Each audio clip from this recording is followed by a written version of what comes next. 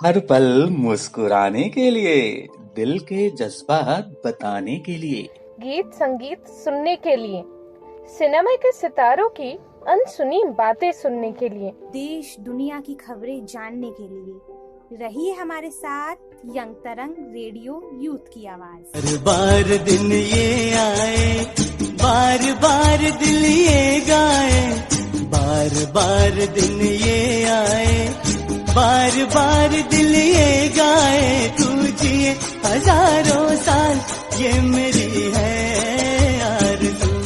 Happy birthday to you, happy birthday to you, happy birthday to you, happy birthday to you, happy birthday.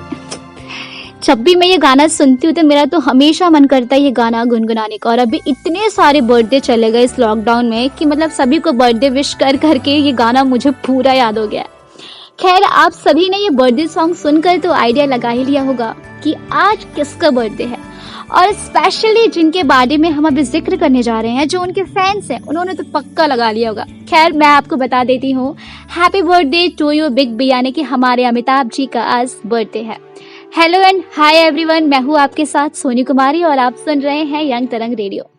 दोस्तों, आज 11 अक्टूबर है और आज सदी के महानायक अमिताभ जी का जन्मदिन है।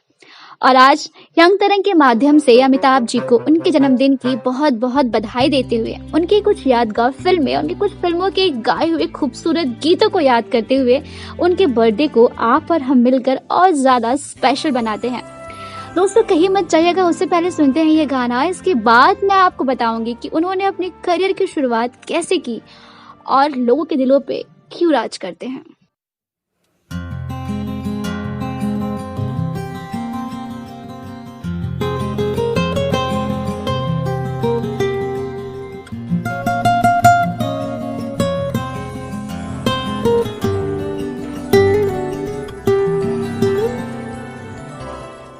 दिलबर मेरे कब तक मुझे ऐसे ही तड़पाओगे, मैं आग दिल में लगा दूंगा वो कि पल में पिघल जाओगे। दिलबर मेरे कब तक मुझे ऐसे ही तड़पाओगे, मैं आग दिल में लगा दूंगा वो कि पल में पिघल जाओगे। एक दिन आएगा, प्यार हो जाएगा, हो मैं आग दिल में लगा दूंगा वो कि पल में पिघल जाओगे। दोस्तों, कहते हैं ना कि हर सक्सेस के पीछे या हर किसी की लाइफ के पीछे उसकी कोई ना कोई बैक स्टोरी तो ज़रूर होती है। तो आज हमारे बिग बी का बर्थडे है और इनके बैक स्टोरी के बारे में जिक्र ना हो तो मज़ा नहीं आता और हमारा प्रोग्राम भी बिल्कुल अधूरा सा रह जाएगा और मैं ये बिल्कुल नहीं चाहती। और इनका बर्थडे है तो इतना स्पेशल है हमारे लिए ये दिन और हम सभी के लिए दिन कि मैं चाहती हूँ कि आप इनकी हर लाइफ के एक एक चीज़ के बारे में जानें। दोस्तों, इनका जन्म 11 अक्टूबर 1942 में उत्तर प्रदेश के इलाहाबाद जिले में हुआ था। दोस्तों, ये बात तो आप और मैं हम सभी जानते हैं कि अमिताभ बच्चन जी बॉलीवुड सिनेमा का एक ऐसा नाम है कि ये जिस फिल्म में अपनी कलाकारी का प्रदर्शन दिखा देते हैं ना, मानो कि वो फिल्म सुपर डुपर हिट हो जाती है। और ये आप और मैं हम सभी जानते हैं कि मैं भी इनकी फिल्में पर्सनली बताऊँ तो मैं इनकी फिल्में बहुत देखती हूँ। और दोस्तों, सिर्फ यही नहीं, इन्हें फिल्म निर्माता, गायक, राजनीतिज्ञ और टेलीविजन अभिनेता भी हैं। और इनकी कलाकारी को देखते हुए इनको अनेक नामों से लोग जानते हैं, जैसे कि यंगरी यंग मैन, शहंशाह, मिलेनियम स्टार, बिग बी जैसे नामों से लोग इन्हें जानते हैं। दोस्तों, कहते हैं ना कि जो जिस चीज़ में टैलेंट होता है हम उसको उस चीज़ का नाम दे देते हैं। तो हमारे बिग बी तो यूं कहें कि बिल्कुल ऑलराउंडर है, वो हर चीज़ में टैलेंटेड है। तो उनके अकॉर्डिंग उनको सभी ने अपना अपना नाम दिया है। जैसा लोग उन्हें कहते हैं, कोई कहता है शहंशाह हैं, कोई कहता है हमारे सदी के महानायक अमिताभ बच्चन जी है। कितना प्राउड फील होता है कि इन्होंने वाकई अपनी लाइफ में बहुत मेहनत की है। दोस्तों, ये नाम कमाना इतना आसान नहीं होता है। दोस्तों, वो कहते हैं ना कि पिता बेटे का दूसरा हाथ होता है। उनके पिता हरिवंश राय बच्चन जाने माने हिंदी कवियों में से एक थे और आज भी अमिताभ बच्चन जी से कभी पूछा जाता है तो वो हमेशा यही कहते हैं कि मैं आज जो कुछ भी हूँ वो सिर्फ और सिर्फ अपने पिता के बदौलत हूँ और मैं अपनी जीवन की सबसे बड़ी उपलब्धि उनका पुत्र होना मानता हूँ। दोस्तों, उनके पिता स्वतंत्र विचारों के साथ साथ उन्होंने मेरे हर फैसले में मेरा साथ दिया है, ऐसा अमिताभ जी कहते हैं। और हमेशा से उन्होंने अपने पिता को हमेशा सबसे ज़्यादा सराहा है और हमेशा उनके कहे हुए कदमों पर उन्होंने चला है। जैसा वो कहते हैं हमेशा वो ऐसा करते हैं और जब भी उन्हें कभी कोई कन्फ्यूज़न होती थी वो हमेशा अपने पिता से अपने कन्फ्यूजन्स को क्लियर करते थे और अपने पिता को अपना गुरु मानते हैं। दोस्तों, उनकी माता तेजी बच्चन जो कि कराची के सिख परिवार से थी। दोस्तों, ये तो था उनका पारिवारिक जीवन।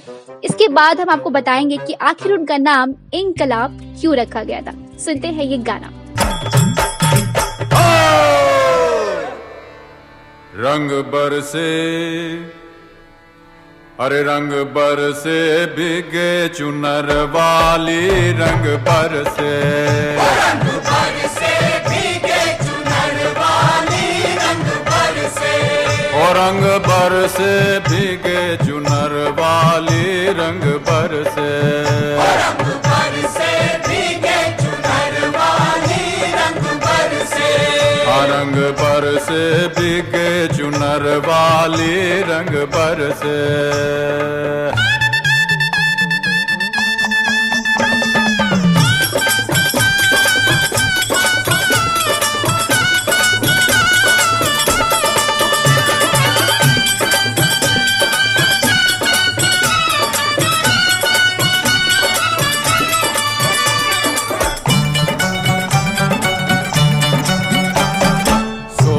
की थारी में जो ना परोसा, सोने की थारी में जो ना परोसा, अरे सोने की थारी में, हाँ सोने की थारी में जो ना परोसा, हर खाए गोरी का यार बलम तर से, रंग बरसे, और रंग बरसे भीगे चुनर वाली, रंग बरसे, रंग बरसे भीगे चुनर वाली, रंग बरसे।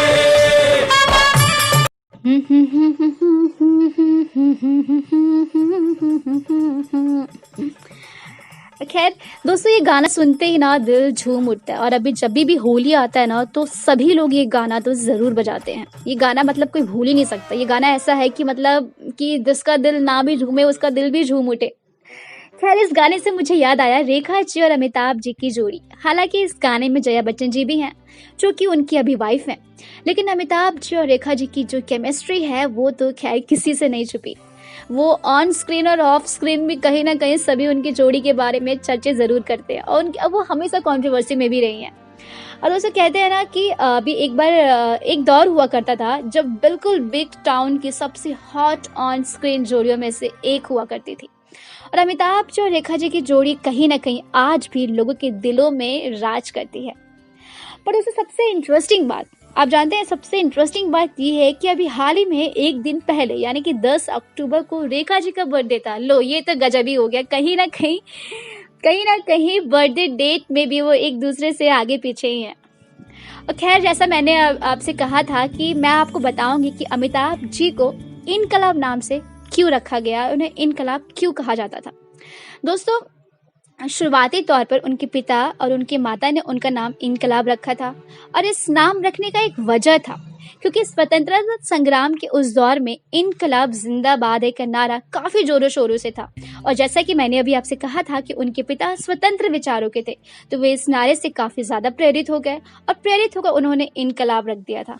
लेकिन बाद में उन्होंने अपने दोस्त सुमित्रा नंदन पंत के कहने पर उन्होंने अपने पुत्र का नाम अमिताभ कर दिया और अमिताभ से अर्थ से प्रेरित होकर उन्होंने उनका नाम, जिसका अर्थ है कभी ना अंत होने वाला, ये अमिताभ जी का नाम का अर्थ है। वैसे तो खैर उनका उपनाम श्रीवास्तव था, लेकिन उनके पिता अपने हर कविता में अपना छोटा सा नाम बच्चन लिखा करते थे और जिसके कारण अमिताभ के आगे भी उन्होंने बच्चन नाम दे दिया था। दोस्तों, सुनते हैं ये गाना। इसके बाद मैं आपको बताऊंगी कि अमिताभ जी ने हार कर फिर से उठना कैसे सीखा, यहाँ तक कि उनकी आवाज़ को भी रेडियो ने ठुकरा दिया था। उन्होंने अपने करियर की शुरुआत में कुछ फ्लॉप फिल्में भी की, पर कहीं ना कहीं वो फ्लॉप फिल्मों के जरिए भी उन्होंने लाखों लोगों के दिलों में राज किया और आज भी उनकी एक आवाज़ को लाखों लोग सुनना पसंद करते हैं और जिस फिल्म में वो अपना प्रदर्शन दिखा देते हैं मानो वो फिल्म तो सुपर डुपर हिट हो जाती है। सुनते हैं ये गाना।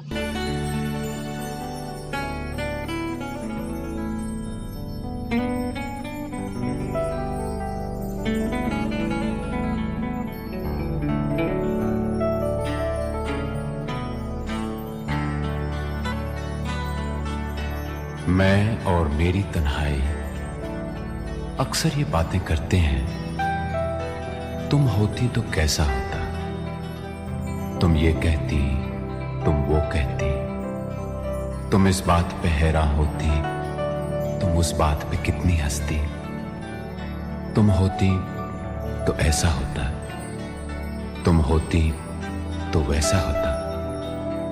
मैं और मेरी तन्हाई अक्सर ये बातें करते हैं।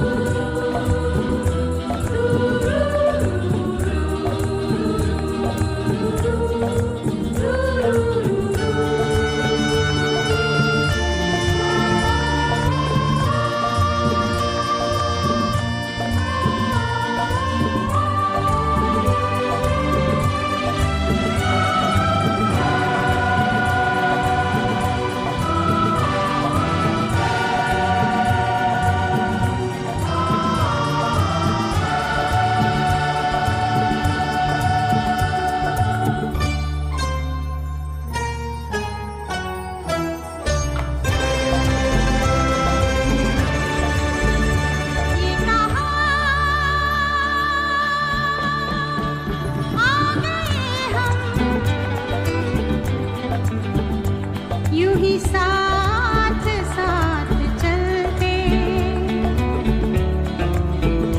तेरी बाहों में है जानम, मेरे जिस्म जहाँ पिघलते, तेरी बाहों में है जानम, मेरे जिस्म जहाँ पिघलते। ये कहाँ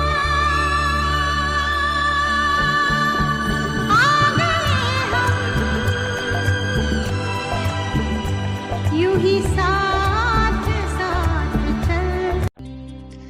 दोस्तों कहते हैं ना कि कलाकार बनना और अपने कलाकारी से लाखों के दिलों पे राज करना ये उतना आसान नहीं है। सपने तो आप और मैं हम सभी देखते हैं, पर अपने सपनों को पूरा करने की चाहत, उसे पूरा करने की लगन कितनी है डिपेंड उस पे करता है। अमिताभ जी ने तो पूरा ठान लिया था कि मैं तो अपने सपनों को ज़रूर पूरा करूंगा। वाकई उन्होंने करके भी दिखाया। तो इससे पहले हम बात करते हैं उनकी प्रारंभिक शिक्षा की। दोस्तों उन्होंने अपनी प्रारंभिक शिक्षा इलाहाबाद से की थी। इसके बाद उन्होंने नैनीताल के बोर्डिंग स्कूल से अपने आगे की स्कूलिंग की थी। यही नहीं, अमिताभ जी को विज्ञान में काफ़ी ज़्यादा दिलचस्पी थी। जैसे कि हम सभी के कोई ना कोई फेवरेट सब्जेक्ट तो ज़रूर होते हैं, तो ठीक वैसे ही अमिताभ जी का विज्ञान था। वो विज्ञान को काफ़ी अच्छे से पढ़ते थे और उसमें उनकी काफ़ी ज़्यादा उनका मानना था कि कभी वो वैज्ञानिक बनेंगे। खैर उसके बाद वो एक साइड से नाटक भी करते थे और स्कूल में नाटक करते करते उन्हें अंदर ये अनुभव होने लगा कि वो सिर्फ एक कलाकार के लिए बने हैं और उन्होंने ठान लिया था कि अब तो मैं कलाकार बन के ही रहूँगा। और उन्होंने अपनी इच्छा को दबाई, उन्होंने अपनी इच्छा को सराहा और उनके घर वालों ने भी उन्हें काफ़ी ज़्यादा सपोर्ट किया इस चीज़ के लिए। और दोस्तों इसके बाद उन्होंने दिल्ली में अपनी पढ़ाई करने के बाद अमिताभ जी ने दिल्ली में कई जगहों पर नौकरी की तलाश की। वहां से उन्हें निराशा मिली, यहाँ तक कि उन्होंने आकाशवाणी में भी अपनी आवाज़ भारी होने के कारण उनको वहां भी नौकरी नहीं मिली, वहां से भी उनको निराशा मिली। फिर क्या था कहते हैं ना कि एक कहावत है कि चींटी 10 बार फिसलती है, लेकिन अगर वो कोशिश करती है ऊपर चढ़ने की तो वो चढ़ ही जाती है। ठीक ऐसे अमिताभ जी को भी हर जगह से निराशा मिली, लेकिन उन्होंने ऊपर उठने की तो ठान ली थी। और अच्छा खासा एग्जाम्पल है, कहते हैं कि जो जीता वही सिकंदर, और अमिताभ जी सिकंदर का बहुत ही अच्छा खासा एग्जाम्पल है। उससे फिर क्या था, फिर उन्होंने देरी ना करते मुंबई की तरफ अपनी किस्मत आजमाने का फैसला कर लिया। और ये फैसला वाकई में बिग बी की किस्मत बदल के रख दिया। दोस्तों सुनते हैं ये गाना, इसके बाद मैं आपको बताऊंगी कि उनकी वो कौन सी फिल्में थी जो सुपर डुपर हिट रही और कुछ फिल्में फ्लॉप भी रही, लेकिन फ्लॉप होने के बाद भी लोगों के दिलों में आज भी धूम मचा देती है। सुनते हैं ये गाना।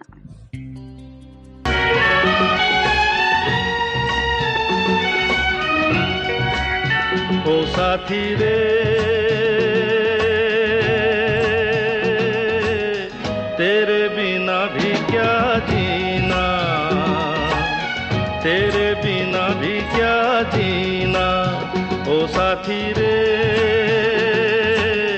तेरे बिना भी क्या जीना, तेरे बिना भी क्या जीना। फूलों में कलियों में सपनों की गलियों में, फूलों में कलियों में सपनों की गलियों में तेरे बिना कुछ कहीं ना, तेरे बिना भी क्या जीना, ओ साथी रे तेरे बिना भी क्या जीना, तेरे बिना भी क्या जीना। दोस्तों, जिसको अपनी काबिलियत पर अपनी मेहनत पे भरोसा होता है ना, फिर चाहे उम्र कोई भी हो, वो कभी खाली नहीं बैठता। दोस्तों, बॉलीवुड सिनेमा में 50 साल तक काम करने के बाद भी अमिताभ जी ना तो थके हैं और ना ही रुकने का नाम ले रहे हैं। अभी हाल ही में उनकी फिल्म गुलाबो सिताबो जो OTT पर रिलीज हुई है, जिसमें उन्होंने एक खड़ूस बुड्ढे का रोल निभाया है। और खैर, आप पर ये हम सभी जानते हैं, और जितने भी उनके फैंस हैं, कि वो जिस भी रोल को निभाते हैं वो उस पूरे किरदार में खुद को डुबो देते हैं, और तभी लोग शायद उनको इतना ज्यादा पसंद करते हैं। और दोस्तों, वो गेम शो के KBC के सीजन्स को भी वो होस्ट करते हैं। और यही नहीं, अमिताभ जी अपने करियर की शुरुआत उन्होंने 1969 में साथ हिंदुस्तानी फिल्म से की थी। और हालांकि ये फिल्म बॉक्स ऑफिस पर इतना कमाल नहीं दिखा पाई थी, पर फिर भी अमिताभ जी को यह मौका नहीं गंवाना था। वो ये मौका किसी भी हालत में गंवाना नहीं चाहते थे, और इस रोल के लिए उन्हें नेशनल अवार्ड भी मिला। और वहीं 1971 में तकदीर ने उन्हें एक और मौका दिया। कहते हैं कि जब सारे दरवाजे बंद हो जाते हैं तो भगवान कोई ना कोई दरवाजा जरूर खोलता है। ठीक ऐसे ही अमिताभ जी के भी साथ हुआ। भगवान ने जहां उनको निराशा मिली पहले, बट कहीं ना कहीं उनको रोशनी भी मिली और उनको हिम्मत भी मिली। दोस्तों, 1971 में तकदीर ने उन्हें वो मौका दिया, और उन्होंने सुपरस्टार राजेश खन्ना के साथ आनंद फिल्म में उन्हें मौका मिला, और उन्होंने इस फिल्म में डॉक्टर के किरदार को बखूबी निभाया था। और दोस्तों, पहली बार उन्होंने 1970 के दशक में जंजीर, दीवार और शोले जैसी फिल्मों से लोकप्रियता हासिल की। और दोस्तों, 200 से अधिक फिल्मों में वो काम कर चुके हैं, जैसे कि अमर अकबर। पर्सनली अगर मैं बोलूं तो अमर अकबर मुझे देखना बहुत पसंद है। मैं जितनी बार ये मूवी देखूं, मैं शायद उतना मुझे कम लगता है, और ये सभी का फेवरेट रहा होगा अमर अकबर। इसके बाद उन्होंने कूली, डॉन, मुकद्दर का सिकंदर, नमक हलाल, बागबान, इसमें उन्होंने इस फिल्म में उन्होंने हेमा मालिनी के साथ काम किया है। लेकिन इस फिल्म के जरिए उन्होंने काफी अच्छा मैसेज पहुंचाया युवाओं तक के लिए। जो युवाओं, जो आजकल की जो जनरेशन है, जो पीढ़ी है, जो अपने पेरेंट्स को किस तरीके से ट्रीट करते हैं, कैसा अपने पेरेंट्स को रखते हैं शादी के बाद, वो इस तरह की ये मूवी थी जो कि उस समय काफ़ी ज़्यादा ये मूवी हिट हुई थी, और लोगों ने इसे काफ़ी ज़्यादा पसंद किया। और हाँ, इनके गाने तो पर्सनली इनके गाने मैं बहुत सुनती हूँ। और दोस्तों, उन्होंने हेमा मालिनी के साथ काफ़ी अच्छा अभिनय किया था, और इस फिल्म के जरिए उन्होंने, जैसे मैंने भी कहा, कि उन्होंने बहुत ही खूबसूरत सा इमोशनली मैसेज पहुंचाया था। इसके बाद मोहब्बतें, भूतनाथ, खुदा गवाह, अग्निपथ, शराबी, शहंशाह जैसे अधिक फिल्मों में उन्होंने अपने अभिनय को दिखाया। दोस्तों, सुनते हैं गाना। इसके बाद मैं आपको बताऊंगी कि उन्हें अब तक कितने अवार्ड से सम्मानित किया गया है। सुनते हैं ये गाना।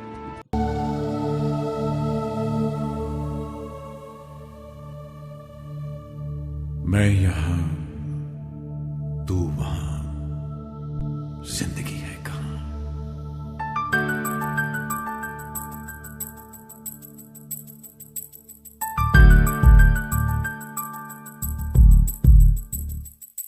मैं यहाँ, तू वहाँ, जिंदगी है कहाँ। मैं यहाँ, तू वहाँ, जिंदगी है कहाँ। तू है सनम, देखता हूँ जहाँ। नींद आती नहीं, याद जाती नहीं। नींद आती नहीं, याद जाती नहीं। बिन तेरे अब जिया जाए ना।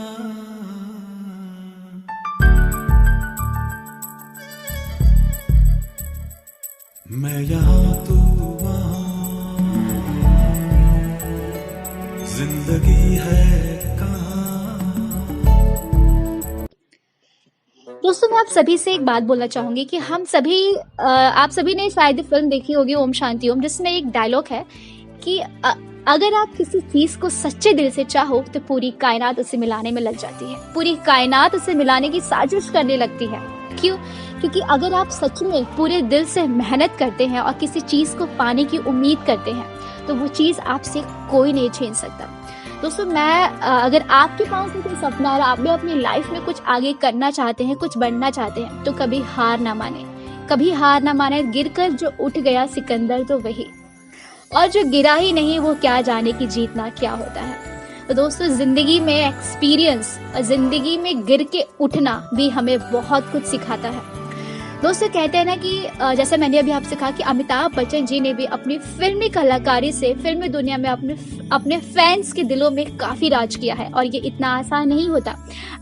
और आप सभी भी जिसकी भी कोई भी किसी ना किसी का फेवरेट होता है तो कभी जानने की कोशिश करें कि आखिर वो उसका फेवरेट क्यों है, उसकी क्वालिटीज को देखिए। और वैसे ही सारी की सारी क्वालिटीज बिग बी में भी है, और शायद आज पूरा देश उन्हें चाहता है। सब कोई कोने कोने में लोग उनकी फिल्मों को देखते हैं, उन्हें उनके पुराने फिल्मों को भी। आज भी अगर किसी टेलीविजन में पुराने फिल्म आ रही होती है तो लोग उस चैनल को देखते हैं सिर्फ और सिर्फ उस फिल्म की वजह से।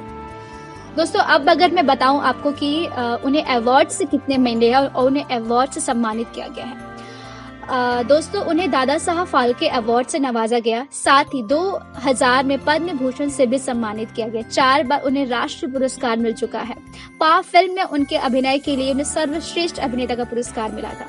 यह पुरस्कार उन्हें तीसरी बार जीता, और इससे पहले उन्हें अग्निपथ के लिए मिला था और ब्लैक के लिए उन्हें मिल चुका है, और साथ ही साथ उनकी फिल्म साथ हिंदुस्तानी के लिए उन्हें नेशनल अवार्ड मिल चुका है। दोस्तों सुनते हैं ये गाना, इसके बाद हम आपको कुछ और भी बातें बताएंगे। इससे पहले सुनते हैं ये गाना।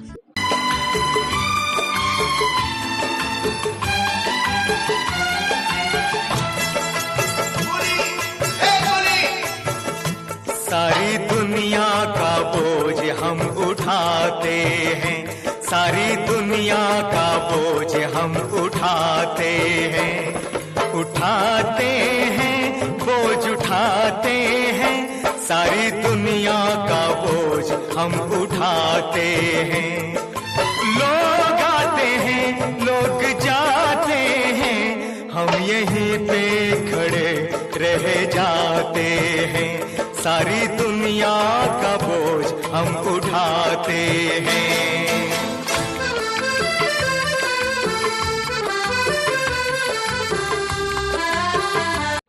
दोस्तों ये तो था अमिताभ जी के जीवन का अब तक का सफर, और आज उनका बर्थडे है। आज उनके लिए और हम सभी के लिए काफी स्पेशल डे है। तो यंग तरंग चाहता था कि आप हमारे माध्यम से उनके बारे में वो सभी चीजें जाने जो कहीं ना कहीं जो उनके फैंस हैं और जो मेरे लिसनर्स हैं जो मुझे सुनना पसंद करते हैं। मैं चाहती थी कि अमिताभ जी के स्पेशल डे को और ज्यादा स्पेशल बनाया जाए और आप उनके बारे में कुछ महत्वपूर्ण बातें जानें। दोस्तों अमिताभ जी भारतीय सिनेमा के इतिहास में सबसे अधिक और सबसे सर्वश्रेष्ठ कलाकारों में आते हैं, और सभी उन्हें सबसे सर्वश्रेष्ठ मानते भी हैं। और दोस्तों कहते हैं ना कि वक्त बदलते देर नहीं लगती, आज तुम्हारा कल हमारा, अगर कल तुम्हारा है तो आज हमारा होगा, ऐसा हम सभी सुनते भी हैं। और वाकई में इस चीज ने साबित भी किया।